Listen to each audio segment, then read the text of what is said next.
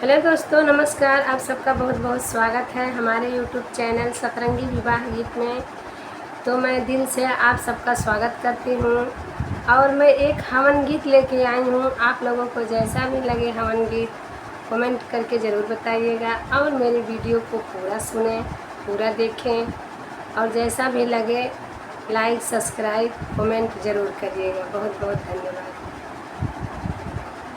गौआ के जुटे नर नारी हवन होय हमारी दुआरी।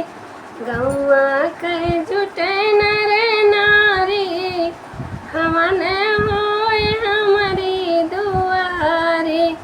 गंगा जमुनवा से ससुर जल लाए, गंगा जमुनवा से ससुर जी जल लाए।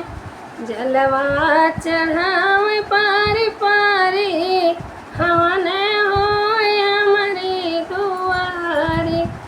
जलवा चढ़ावे पारी पारी हवन होय हमारी दुआरी।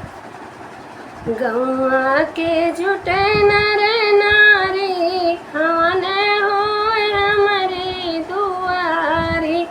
गौआ के जुटे नर नारी हवन होय हमारी दुआरी। ललकी चुनरिया देवर हमरे लाए, ललकी चुनरिया देवर हमरे लाए। ललकी चुनरिया देवर हमरे लाए। चूनर चढ़ावे पारी पारी हवन होय हमारी दुआरी। चूनर चढ़ावे पारी पारी हवन होय हमारी दुआरी।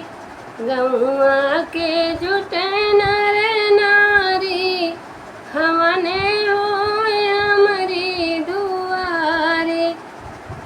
गौआ के जुटे नर नारी हवन होय हमारी दुआरी।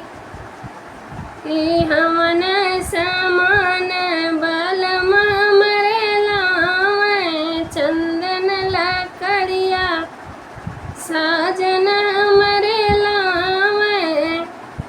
हमन समान साजन हमरे लावे, चंदन लकड़िया बलम हमरे लावे। हवन कराम पारी पारी हवन होय हमारी दुआरी। हवन करावे पारी पारी हवन होय हमारी दुआरी। गौआ के जुटे नर नारी हवन होय हमारी दुआरी। गौआ के जुटे नर नारी हवन होय हमारी दुआरी। देवलोक से देवलोक आए, देवलोक से देवलोक आए। देवलोक आए हो ऋषि मुनि आए।